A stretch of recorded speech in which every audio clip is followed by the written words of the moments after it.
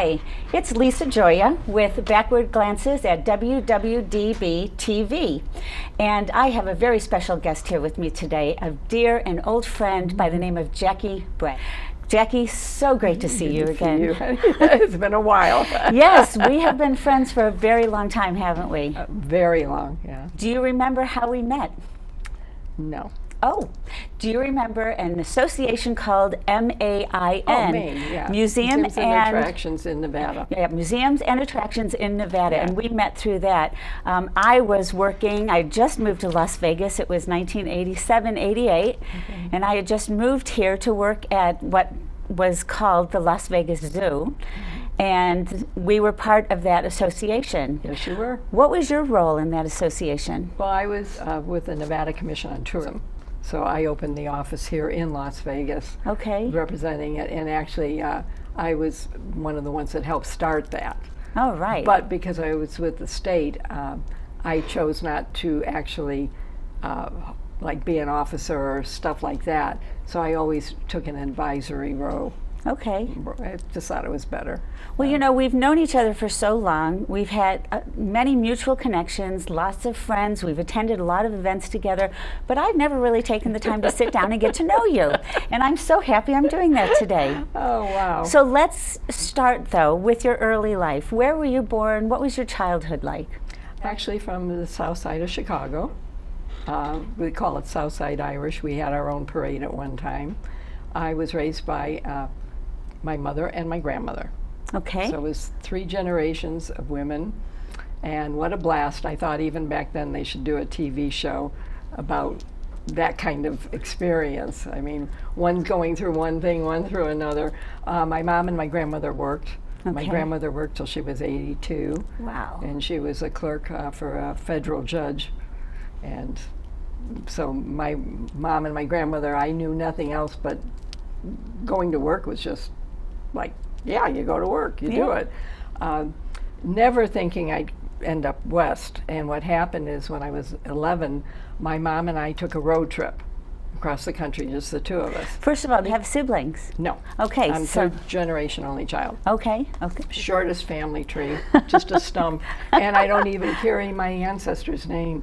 My mom remarried when I was 8, and so my last name is from her second husband. Okay. But we came west, and back then, cars, you had to roll the window down. My mom drove, we didn't have air conditioning, unless I mean, a few people did, but we didn't. And she drove with her arm out the window. She always drove like that. I mean, by the time we got back after 2 months, her skin was raw. It was unbelievable. But we came west, and we stopped in this town called Las Vegas. And so this is 1958. Okay, I was going to ask the year. And we're from Chicago, and somebody had given my mom a card and said, oh, when you're in Las Vegas, obviously, you stay at the Stardust, Chicago mob, right? Okay, so no, go back to this. Did somebody from Chicago gave you this card? Gave my mom a business card and said, when you get there, check in at the Stardust and give this card to this person. So she gives the card, and the lady or whoever leaves from behind the desk and comes back out. This person comes out, and from there everything was comped. Like but can you elaborate a little bit more on who gave you the card? Or well, it was obviously like a mob attorney in Chicago gave it to How did mom know? Because of Chicago, my mom knew everybody. That's so cool. my mom knew everybody. So you know how you have these memories. So the Desert Inn was across the street, and we went to see the McGuire sisters. Oh. And then I got to see Red Skelton at the Sands, and my mom left me in the room. Shh, don't arrest her, she's already deceased. But I mean, back then it wasn't a thing. No, I traveled everywhere with my mom, and you know, I was in adult places since I was that high. So she got to go to a couple other shows at midnight, and she went to see, I always forget her name, her husband was a drummer. She was at the Sahara, and she was like, it's 2 o'clock in the morning. She said, I'm tired. So she just laid down on the floor and did some of the show just laying on the floor. I mean, my mom told me, I didn't get to see it. But I do remember a couple ladies walking around the pool, and they were in high heels. And I remember one had a exotic animal at the end. I mean, you know, you remember this stuff when you're 11. My eyes were going, whoa. How long did you stay in Las Vegas? We were only here 2 days, Okay. and we left at night because of the heat, and we got to see The Last Hurrah downtown in one of the old movie theaters, and we drove out, and back then you only had maps. There was no Google or Waves or anything, and we just kept driving and driving, and they said when you hit the ocean, you know you're in Santa Monica. And back then, you didn't have the reservation systems we have today. So you had to, you know, we just kind of got on the road and no vacancy, and that's how we stayed at places. I mean, it was unbelievable. But when I left Las Vegas back then, I was very prim and proper. I'd never stay in a place like I'd never live in a place like this. So then we go on to Santa Monica and Hollywood and all that, and Southern California, and I was just, you know, Chicago, we didn't have the long blondes and the thin bodies and the beach and carrying, you know, so it kind of looked foreign to me. And Disneyland had opened 2 years prior in '56. So I got to go to Disneyland, and that left a big impression. And then we traveled on the rest of the way. But I got home and I said, well, I'll never live in Las Vegas, and I'll never live in Southern California. You know what? You eat your words. I've lived in both. I lived in Southern California and worked in the movie industry before I came here. So this is kind of fascinating. Well, all right, so now you're back in Chicago. I'm in Chicago growing up. And I hated not just the winters, but the wind? Is there any sun? Oh. Is there sun in this universe?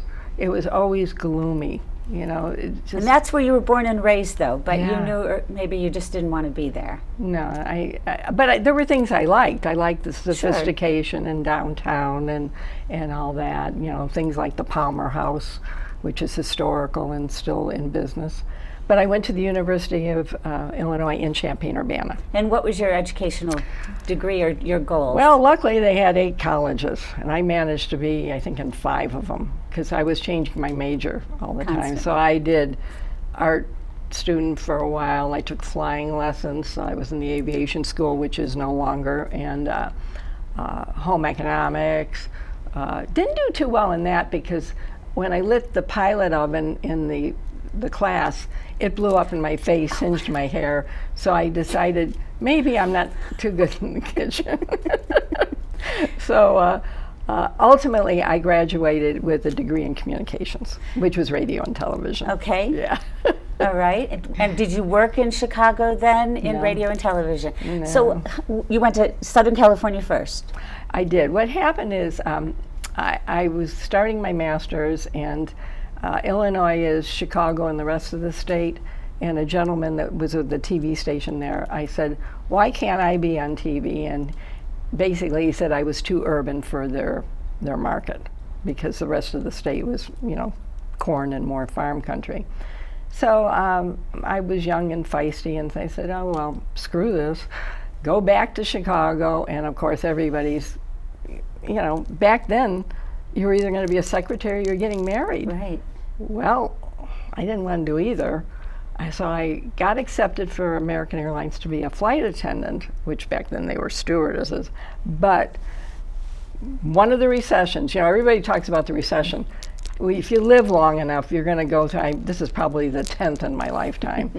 So classes were canceled indefinitely, and my ex-boyfriend, because he had moved out west, lived in West Hollywood. So I said, I'll just go visit. So on the way to the airport. About how old were you? About 24. Okay. And my mom said, as she's driving me to the airport, she said, I know you'll never be back. I was like, phew, truer words. And after that, you know. Did you have the support of Mom and Grandma and your family for pursuing whatever it was that you wanted to do? Yes and no. I had always had support, but my mother was she was angry. And I look back now, and of course, when you're young, you don't think anything can happen to you. And Irv Kupcinet's daughter was murdered in LA. So I didn't realize until I got old that a young woman alone. Right. I had the same. My Italian family was the earthquakes in Southern California. They were all freaked out about all that. Yeah, that stuff didn't bother my mom. I was like, oh, and then it was the freeway shooter or killer or something. Yeah. So the Italian aunts were like, "No, you can't live there. Come home." Yeah. So that was a bit of an issue. Okay. But did she come visit you? it was funny. I used to have to go home at Christmas, and she came. My mom and my grandmother came out one Christmas, and I never had to go back home because it was a little nicer weather. Okay, good. Yeah, that's I mean, true, you didn't have the snow, but we didn't really need it. right. So, Good. yeah. All right, so you're in Southern California. What are you doing? I'm doing modeling, hand inserts. I got my Screen Actors Guild card. I got my SAG card. I got that through George Marshall Sr. So, which I used to have lunch with him like every other week and just listen. Who's George Marshall? George Marshall Sr., his studio at Paramount was catty-corner to Cecil B. DeMille's. Oh. And he produced things like Dusty Rides Again, The Silence, then went into regular television. And what were you in? I got my card on The Odd Couple. Really? Yeah. Speaking roles and all that? No, I got a couple, but mostly I was doing extra, but I didn't care. Do we have a Jackie Brett IMBD on the internet? I don't think so. Well, I'm going to have to go check I that never out. looked. I mean, I still have my card, and of course Yeah. everything's consolidated. But I did stand-in work. I did day work for people. I'm still friends with my friend in LA who's 102 now, who did public relations. So, like he sent me to a TV station with the food and, That's so, great. So I was doing a little of everything. And it was To make fun. ends meet and to have the experience and all that. And so, how did you come to Las Vegas? Well, my best friend from high school, who lives here now, moved here in the 1960s after he was in college, and they said he had asthma, so they sent him west. And he did have an aunt and uncle here. Since then, everyone in his family has moved here. And we're still best friends. I see him every week. And who is this? Ed Healy. Okay. And he has an interesting story because he worked at the Sahara. Then he was, in the college before it was even UNLV. And then he worked for Western Airlines, which was bought by Delta. He was with them 32 years. Wow. But he's 102. No, that's the PR person in Oh, LA. yes, sorry. Okay, yes, sorry. No, my best Oh, friend yeah, from your high best school is friend's my age. Yeah, you're not 102. Sorry, I got that. Depends on the day. But I'm going to call Ed Healy. I want to talk to him. It really, I mean, his stories, the airlines, because back then you just walked to the tarmac. You didn't even have a jet bridge or anything else. Oh, I've seen some photographs. Yeah, he has, delightful stories. So my mom and my grandmother were out one of those Christmases I mentioned to you, and my mom wanted to go to San Francisco, which I was thinking of moving there. And it was foggy and rainy, which that is San Francisco. In the meantime, where's the boyfriend? What boyfriend? The boyfriend that you moved out here to hang out with.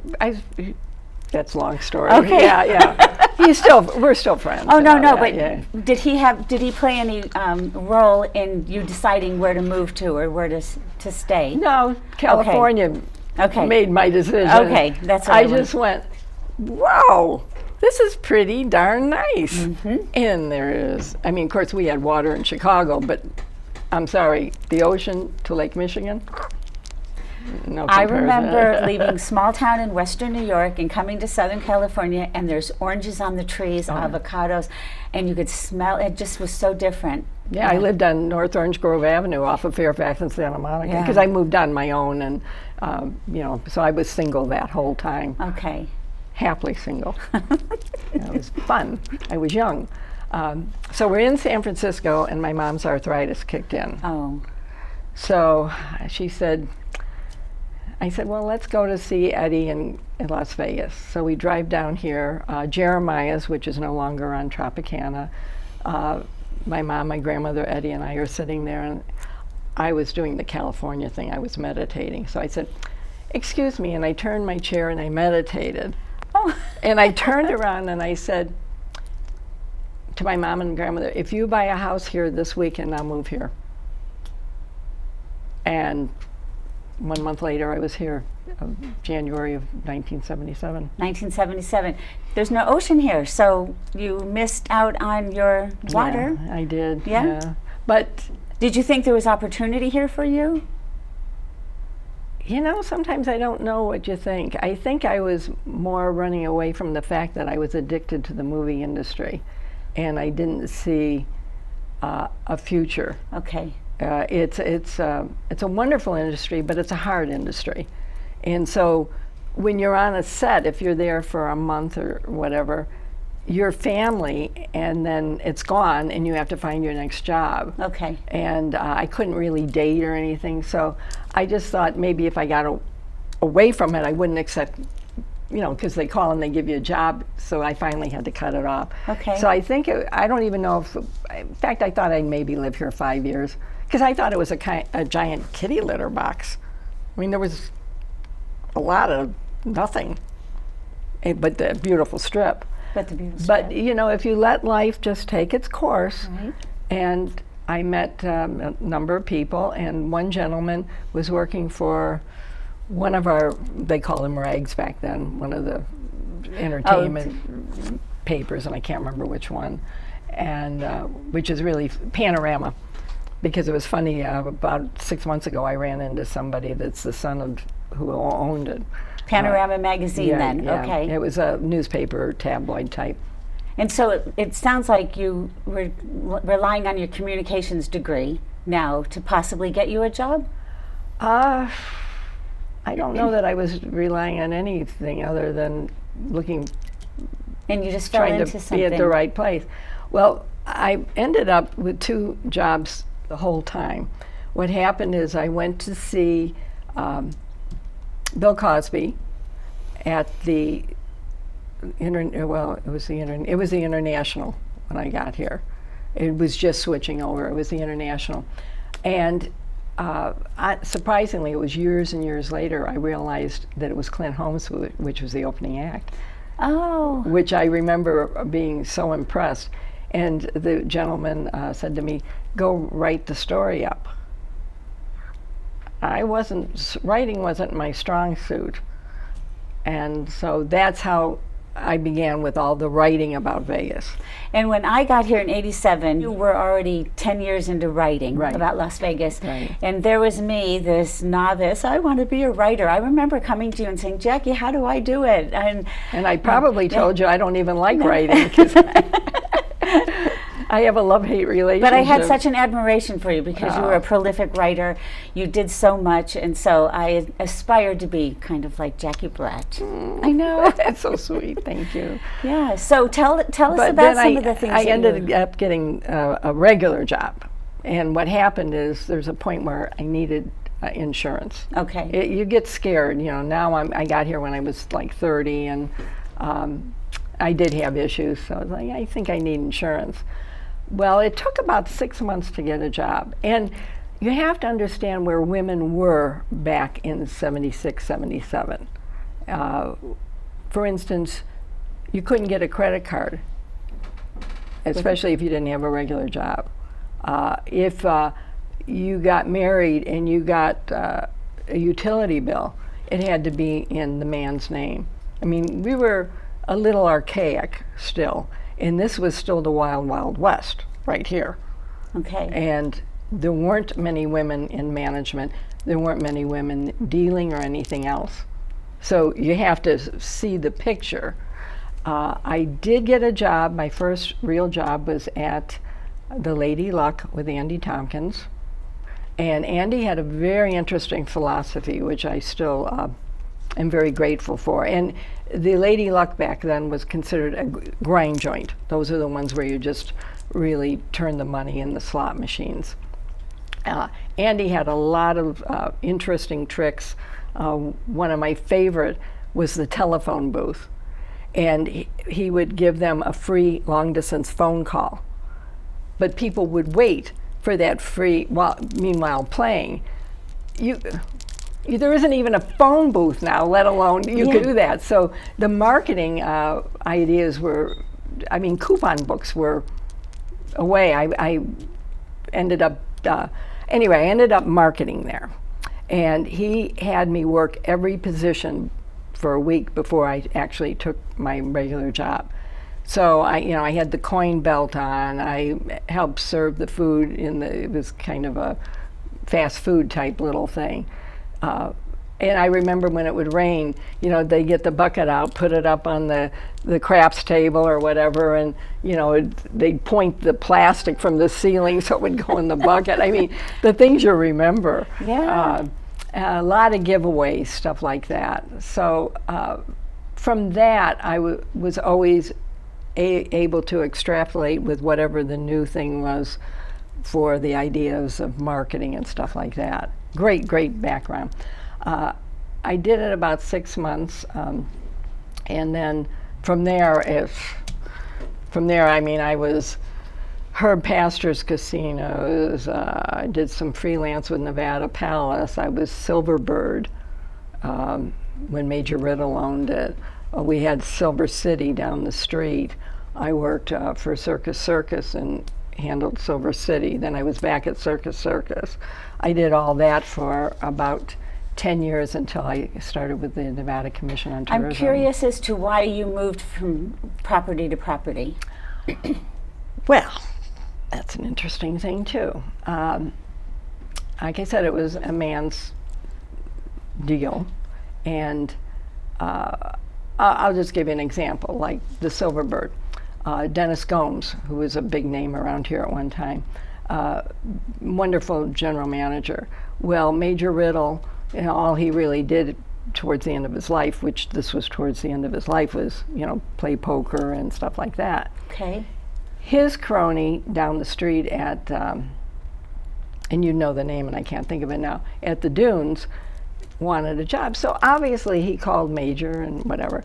So I saw him in the lobby, not the lobby, but the waiting room to see Major Riddle. This just gives you an idea of the way the town worked. And I called Dennis and I said, Major Riddle's going to give him my job. And Dennis said, no, call me back in a couple hours. I called him back and I was right. So it was never that I didn't do a good job. It had nothing to do with that. It was very politically motivated. Right. And I have other stories that I wouldn't even air of the things that happened. So I was like, so you just kept moving around. So I was really relieved when I got a state job because I thought, a little more safe. Stability, exactly, to stick with it. But I had started, because with the Lady Luck, I wanted that management title. And I wasn't the first, but I was amongst the first women to have a marketing or public relations actual management title here. Did you see a lot of potential for growth, even though women were still somewhat oppressed? Did you see that it was changing at all? Eventually, yeah. Okay. Yeah, but it was all over the country. And it's been interesting because, like I said, my mom and my grandmother worked. And my mother was in charge of all the telephones for the entire Chicago Park District system. Every beach, harbor, planetarium, aquarium, Lincoln Zoo, Soldier Field, the games. So they had ambition, and that ambition translated into what you thought your life would be like. I don't even know they had ambition. You know what? I think they wanted to survive. But for whatever, they were able. They got lucky, or they worked fell hard. into Yeah. and it sounds like that's kind of what happened to you here in Las Vegas. I'd say so. Yeah. When I got here, when I was younger, I used to look younger. I mean, younger than my age. I mean, like when I was 30, I looked like 22. Well, I remember you had beautiful red hair. And So what happened is they'd say, well, oh, you know, this is going to be a tough town for you. And I said, well, you know, I just came here from the movie industry and that. And they said, oh, you'll probably be okay. Okay. So, and my mom kind of we have masculine thinking, you know, like I was always in rooms with all men, so was my mom. So there was never like, you know, you learn to copy or whatever to fit in. Right, no, and adapt and whatever. Did you ever feel uncomfortable working as the only female in a room full of men? No, that doesn't bother me. That doesn't bother you? No. Did you ever? A few times the one-on-one meetings with some. Was uncomfortable or inappropriate? Okay. They have no idea. I mean, that goes back to with Jack Eigen in Chicago. And you can't talk about that, though. I mean, it's not something that... It is what it is. It was tough. It was tough. I just think it's very fascinating and interesting. Yeah. So, you know, so kudos to the ladies, you know. That have worked hard to build up. Yeah. What... not that I'm, you know, big on promoting celebrities or anything like that, but you probably have worked with or interviewed or been surrounded by not just celebrities, but movers and shakers of Las Vegas. Both, yeah. Yeah, because my job with the state, I was like three feet removed from the governor. And what was governor. that job title? It kept changing. My titles always change. It's weird. I can't remember, but I opened the office here, so I had Nevada Magazine and the office here under me. Of tourism. Right. The Nevada Commission on Tourism. Mm-hmm. You opened the office here, okay. Mm-hmm. And so then what did that entail? Under Governor Bryan, and then of course he went on to be senator, and then I was with Bob Miller the whole time until the next governor.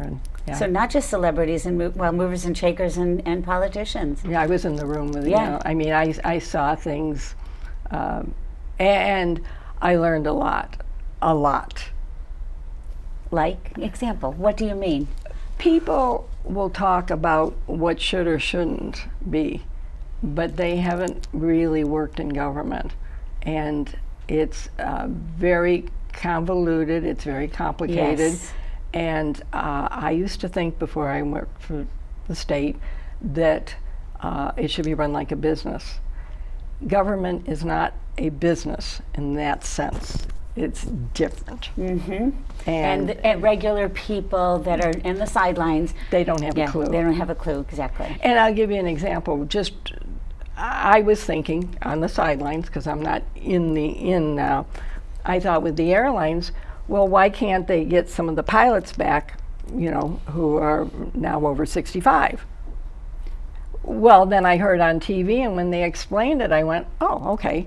So there is an explanation. I think that's where it's sad. Government closes itself off.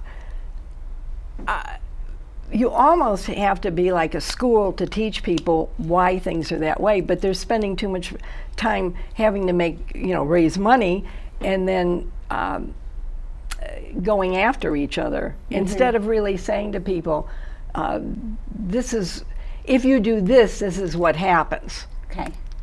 Yeah. So you learned that by being in those offices and seeing how it worked. And knowing all these, the state senators, reps, everything else. And then when I would go to D.C., I would go visit our reps there because I have a particular interest in historic preservation. So you learn what they do, and so you have your senator or your rep, but the people behind them are the ones who do the research and filter, So you're not just writing about entertainment, you're writing about Nevada. My writing side were always separate. Oh, I see. So people who knew me at night, the writing, didn't even know I worked during the day with the Nevada Commission on Tourism, and vice versa. Okay. You didn't know that. All right. You may have known, but most people didn't know. Right. Yeah, So talk a little bit about who you wrote for, what you wrote, what was your focus? My focus, well, when I first got here, was definitely entertainment because I missed it. As soon as I left the movie industry, I missed it. Back then, an entertainer came in, they would do 2 weeks straight, the dinner show at 8, and the midnight show, which we used to laugh. They'd call and say, "What time's the midnight show?" Well, back then it was at midnight, but yeah, now it could be 8:45. Could be, you know, the equivalent. I got to interview at least 250 of the headliners. That's and, wonderful. you know, some of them I got friendly with because of different things we had in common or something like that. But then the state job, once I got that was during the time when I was working in hotels. Plus, I had entertainment hotels, like I had Ippy Tomby at the Silverbird, which is the only African musical that was ever been on the Strip. Oba Oba was here, but that was Brazilian, and that was down at the Aladdin. Wow. Yeah. And you're still writing today? Yes. Obviously, I'm on the internet. There's not too much in newspapers anymore. And now I focus more on the growth or what's new, and, you know, like, especially if a restaurant takes over another restaurant, then they're not good about sending out a release saying that closed. They're good about telling you something's coming in. Do they contact you? Do they know you're the go-to person to get the word out? The PR companies, yes, they send to all the writers. Okay. You know, we all get the information. So it's different. If somebody wants to find out what to do in Las Vegas, would they look up JackieBrett.com or? Yes, www.JackieBrett.com. Yeah. So and that'll give That's us. one of my websites. Yeah. That'll give some information on what things to do in Las Vegas or what's happening. Well, if you follow it, you'll actually see the changes, right. And the changes are way bigger than anybody can consume. It's huge, you know. Let's talk a little bit about the Las Vegas that you knew when you first got here in the Las Vegas today. What are your thoughts? Well, you would dress up. You would pull up to a hotel. You didn't have to fight for a parking space. It was free. The showrooms, when the MGM, not the one we have here, but the one that's Bally's, which is consequently going to be Binion's. You know, see, that's what I mean. It's really hard to go da-da-da-da-da. That was a big showroom then for 1,200. Most of them were more like 800. Okay. So the intimacy, it's very hard to understand for me, probably because I'm older and I'm not in my 20s, but even watching the 4th of July on TV at all the different places, they stand around a stage. They stand for an hour and a half concert or something. Instead of the intimacy where they were sitting at a table and having a cocktail, and you could visit with the people, and you felt, especially like when you would listen to a comedian, so many of them open for people. Oh, the other thing is we had a full orchestra. Oh yeah, everybody. Yes. I mean, you heard each instrument, but the comedian, you could feel 800 people experiencing something at the same time. The electronic music now so overshadows the voice that a lot of times I can't figure out what they're saying. Luckily, I like the beat or something like that. Right. But the music was just glorious. Mm-hmm. So I'm spoiled. What can I tell you? Yeah. It's something that it's hard to have to let go, but you have those good memories. I do. Yeah. We have little hints of it. You know, we have a nice little room at the Italian American Club. We have the Myron's Cabaret at the Smith Center. So there are a few places. You can kind of hang at the Bootlegger, or Monday night they have the Santa Fe and the, I think, Fog City Horns. I've been to the Bootlegger, listened to Mancuso, and they're singing. Yeah, that's nice. Oh, well, so there's still a few. Sonny is still over there. See, when I was at the Silverbird, I would watch Sweet Louie and Sonny Charles, the Checkmates. I'd watch until 3 in the morning and go hang out with them. Wow. I mean, the town was small. Everywhere you went, I mean, people would cheat. They'd go to the pepper mill, which is still there, and think they're hiding behind the trees. And we'd all walk out going, well, that one's cheating on this, but you'd keep your mouth shut. But that's great. In fact, I couldn't even do anything. I mean, I'd get a call when I'd get home and say, oh, so you were over at this lounge or that, and I'm like, do I have no privacy? Exactly. I come from a small town. I know what that's like, and nobody really realizes that Las Vegas was like that. And now, I wish we had it. Yeah, I'm like, yeah. now, I walk in a place, I go, oh, here's 500 of my closest friends. I don't know anybody. Oh, so are you going to continue writing about, and you know, I what don't is? know. Yeah. You know, Well, I see that you wrote a book here. Okay. Tell me a little bit about this. I got called when I was at the Imperial Palace. Oh, that was another one I worked. I can't even list them all. And I worked at the Sahara too later. The gentleman called, and it was funny. It was like asking me about writing a book, and I'm thinking, is this a prank call? Anyway, and I told him about Larry Hannah. Larry was still working with film. He was always one of my favorite. I've known him all these years. And I said, okay. And so this is a time capsule for when I wrote it. That was Vegas, like in that maybe 5-year period. Everything keeps changing now. Right. I mean, you know, they made the Monopoly game with Pennsylvania Avenue, that. They could do it with here with stadiums. Now, in yes. country, you know, it's yes. like, oh, wait a minute, there's a piece of land. We'll put a stadium. Oh, but we won't give enough parking because they can stay in the hotel and get there. Okay. How but this are you is a gonna great vintage coffee book about what it used to be like. Yeah. So this, can you get this book anymore? The only way you'd get it would be if you went on Amazon and found one. The gentleman, he got hit by in fact, he's up your way, Oregon and all that. He got hit by that recession in the 2005, 2006, Okay. really, really bad. So, but some of my friends gave it as gifts. So, and the pictures are beautiful. Okay, good. They're Well, beautiful. Fabulous Las Vegas. Yeah. Photography by Larry Hannah and text by Jackie Brett. That's another one you should interview.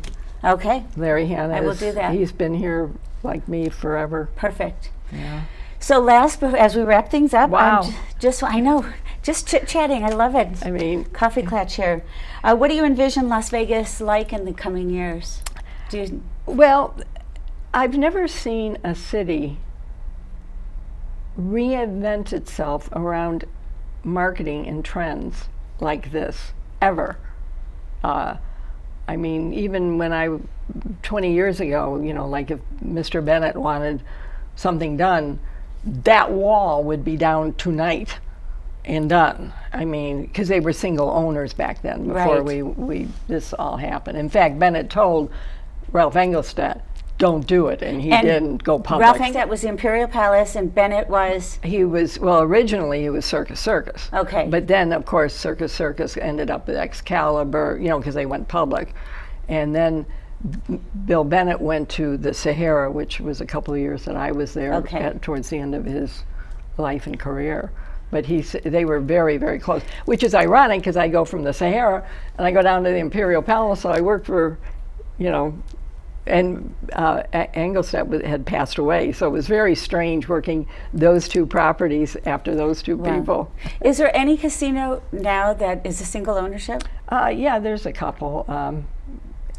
The Plaza isn't anymore. I mean, I remember the Plaza. Is it still? No, Jack- because that's no, it's a company. Okay. I'm trying to think, but I think there is, you know, one or two little ones, you know. Okay. Yeah, Dottie's Yeah. Casino. But it made a huge difference. But the actual very first difference was around 1982 when the IRS came in and required everybody, tip earners and that, to declare. Okay. So that's when you made the shift going away from the mob, because back then you would just call from the Frontier to the Stardust and say, hey, Joe, I'm sending so-and-so over, and everything was taken care of. Well, then you had to put everything in the books. Got so it. everything had to be charged. Got it. That was the first real big change. Okay. And then today, the future is Las Vegas will always try to be one step ahead of everybody and still try to be the adult fun place and all that.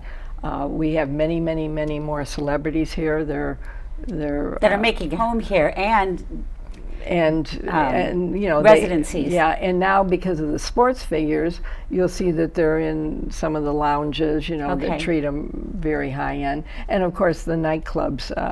A nightclub back when I moved here would be the Sahara. You go see, you know, Keely Smith and Louis Prima, but it wasn't a nightclub. But that's the way we nightclubbed back then. Yeah. But now it's these big, huge venues, so no intimacy. And it's tough. And, you know, they fight the drug problem, right? You know, which means the city fights it. So we have big city problems,